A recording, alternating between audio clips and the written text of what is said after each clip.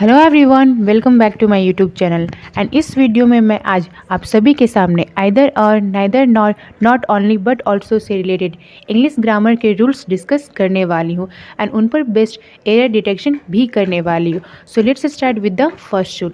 When two different subjects are added by either or, neither nor, not only but also, then verb is used according to second subject means अगर दो different subjects either और neither nor not only but also से added रहेगा तो verb हमेशा second subject के according ही होगा। अगर सेकंड सब्जेक्ट प्लूरल होगा तो वर्ब भी प्लूरल और सेकंड सब्जेक्ट सिंगुलर होगा तो वर्ब भी singular. Now go for the second rule. Either or, neither nor, not only but also are always followed by the same parts of speech means either or, neither nor, not only but also में जो और के बाद parts of speech होगा वही either के बाद भी होगा, जो नॉर के बाद पार्ट्स ऑफ स्पीच होगा वही नाइदर के बाद भी होगा, जो बट ऑल्सो के बाद पार्ट्स ऑफ स्पीच होगा वही नॉट ओनली के बाद भी होगा। आप सभी को पता है कि टोटल 8 पार्ट्स ऑफ स्पीच होते हैं, यानी noun, pronoun, verb, executive, adverb, preposition, conjunction, interjection. Means अगर और के बाद एग्जेक्टिव है तो आइदर के बाद भी एग्जेक्टिव ही होगा, अगर और के बाद नाउन है तो आइदर के बाद भी नाउन ही होगा। अब हम इसे इन रूल्स को एग्जाम्पल के थ्रू और भी बेटर तरीके से समझेंगे। अब हम कुछ एग्जाम्पल्स के थ्रू इन रूल्स को अच्छी तरीके से अंडरस्टैंड करेंगे। सो फर्स्ट एग्जाम्पल है, neither the employees nor the manager are happy with the rules. तो इस सेंटेंस में हम सबसे पहले पार्ट्स ऑफ स्पीच पर बेस्ट एरर फाइंड करेंगे। तो यहाँ पर नॉर के बाद जो पार्ट्स ऑफ स्पीच है वही नाइदर के बाद भी होना चाहिए। तो नॉर के बाद यहाँ द मैनेजर यानी कि नाउन है तो नाइदर के बाद भी नाउन ही होना चाहिए।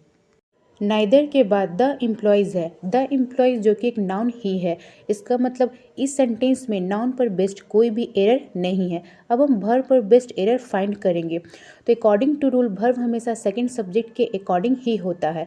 यहाँ फर्स्ट सब्जेक्ट है एम्प्लॉयज़, सेकंड सब्जेक्ट है मैनेजर। मैनेजर जो कि सिंगुलर नाउन है इसलिए वर्ब भी सिंगुलर ही होगा, बट आर यहाँ प्लूरल है सो हमें आर की जगह यहाँ इस करना होगा। Now second example, he not only but also his friends was invited in the party। तो इसमें भी हम सबसे पहले पार्ट्स ऑफ स्पीच पर बेस्ड एरर फाइंड करेंगे। तो बट ऑल्सो के बाद यहाँ हीज है, हीज जो कि एक प्रोनाउन है तो हम ये चेक करेंगे कि क्या नॉट ओनली के बाद भी यहाँ प्रोनाउन है, बट नॉट ओनली के बाद यहाँ बट दिया गया है इसलिए नॉट ओनली के बाद एक प्रोनाउन को होना होगा, इसलिए हम ही को नॉट ओनली के बाद लिखेंगे। तो इस तरह हमारा ये सेंटेंस बिल्कुल सही हो जाएगा।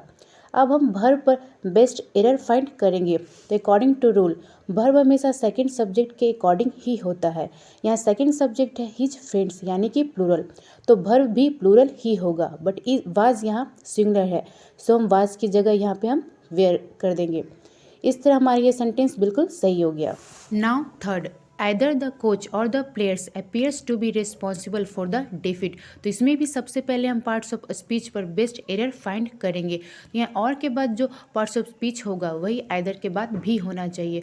तो और के बाद यहाँ द प्लेयर्स यानी कि नाउन है तो आइदर के बाद भी नाउन होना चाहिए। आइदर के बाद यहाँ द कोच है यानी कि ये भी एक नाउन ही है, इसका मतलब पार्ट्स ऑफ स्पीच पर बेस्ड यहाँ कोई भी एरर नहीं है। नाउ वर्ब पर बेस्ट एरर फाइंड करेंगे। तो अकॉर्डिंग टू रूल वर्ब हमेशा सेकंड सब्जेक्ट के अकॉर्डिंग ही होगा। सेकंड सब्जेक्ट यहाँ प्लेयर्स है जो कि एक प्लूरल नाउन है तो वर्ब भी प्लूरल ही होगा।